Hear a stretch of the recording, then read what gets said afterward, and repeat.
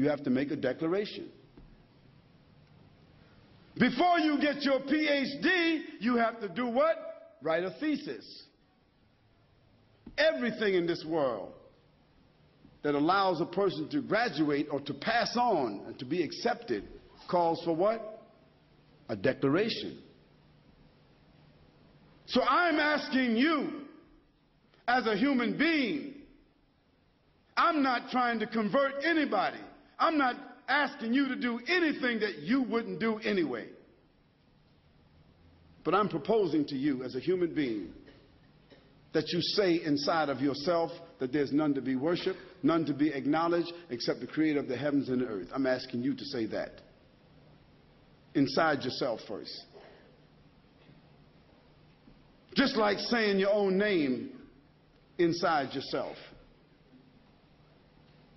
The difference between making that declaration and saying your name, you've been accustomed to saying that all your life.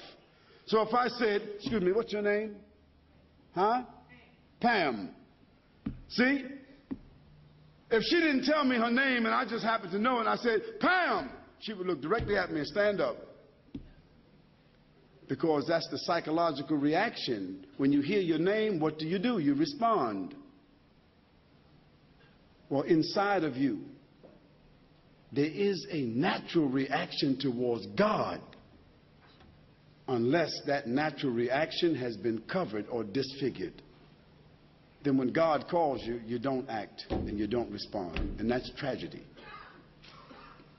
I am proposing to you who are non-Muslims to declare that there's none to be worshipped except Almighty God.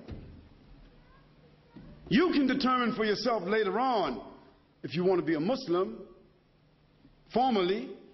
If you want to accept that Muhammad is the messenger of God, formally, you can determine that for yourself. But minimally, raise your hands if you accept that there's none to be worshipped except Almighty God.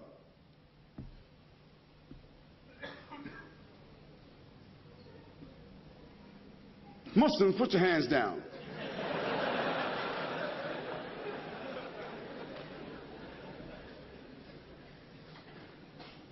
Those who are non-Muslims, I asked you for the proposition to bear witness that there's none to be worshipped except the Creator, to acknowledge that there's only one Creator, that is your Lord and my Lord. I ask you to raise your hand. 1, 2, 3, 4, 5, 6, 7.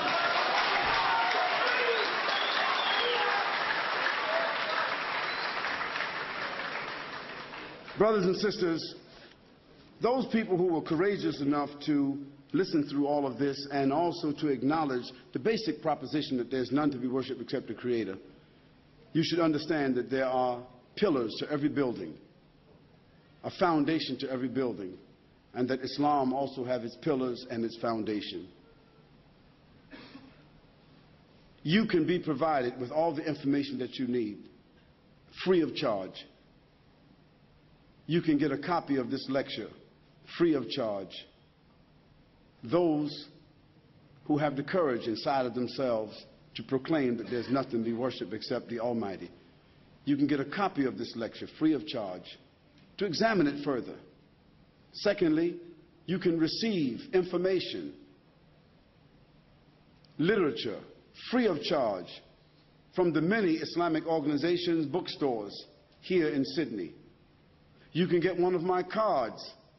Contact me by the email, and we'll send to you free of charge an illustrated guide on Islam. We'll send that to you free of charge. You can visit one of the many Islamic centers in Sydney, and I promise you, you will not be taken hostage.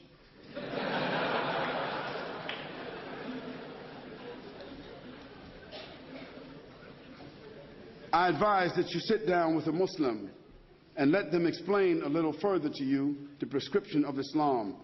Take the next step. That is, wash your hands like Jesus did. Wash your feet like Jesus did. And stand before the altar of God. Not a wooden altar. The altar of God is wherever you are. Remove all the images and all your preconditioning after washing yourselves as has been prescribed. and then learn how to worship as Jesus Christ worshiped, as all the prophets worshiped. Because this, again, we're coming back to the origin of our statement. What have we been created for? What is the purpose of life? To do what? To acknowledge Almighty God and to worship Almighty God and to obey Almighty God. I want to thank you. I want to thank Almighty God, and I ask Him to guide us and to help us and to appreciate the honor of being able to make this presentation to you tonight. I want to thank the organizers of this gathering. I want to thank all the people that wasn't able to sit down here tonight. I really feel a bit disappointed that 300 or 400 people came and they couldn't come in because of the restrictions of the hall, but we had no way of knowing. Honestly, I'll be very frank with you. I don't anticipate 5, 10, 15, 20, or 50 people. I don't know. I leave it up to the organizers. I lecture all over the world. I've been to 37 countries in the last 5, 6, or 7 years. And sometimes I lecture to 15 people, 20 people, sometimes 1,000 people. And I don't have any particular credentials for what I do. It's a mandate from God to share whatever it is that I do. I'm a new Muslim. I didn't say I was a young Muslim. I'm a new Muslim, meaning that Islam was new to me when I accepted it. My father and my mother and my grandparents, they were not Muslims. I was born into Christianity. And in many ways, I still feel obligated. And maybe I'm suited. And maybe I can say that I compete with the Christians in my love and attachment to Jesus Christ and His message. But God guides whom He pleases. And I am grateful that God guided me to Islam.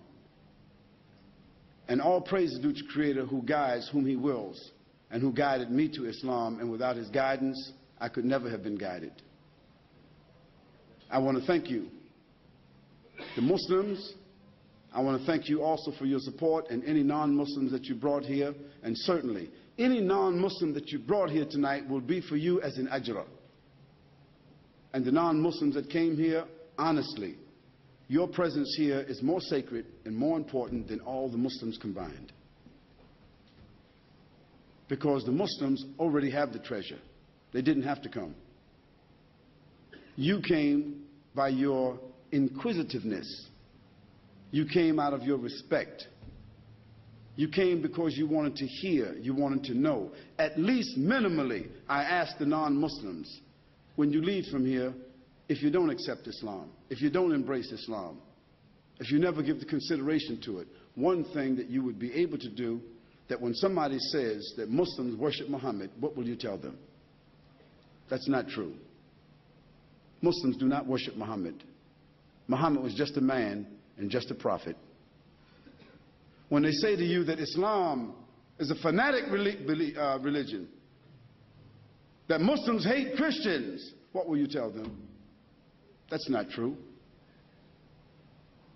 And you will tell them that if some Muslims committed some crimes, if that is the case, you should not indict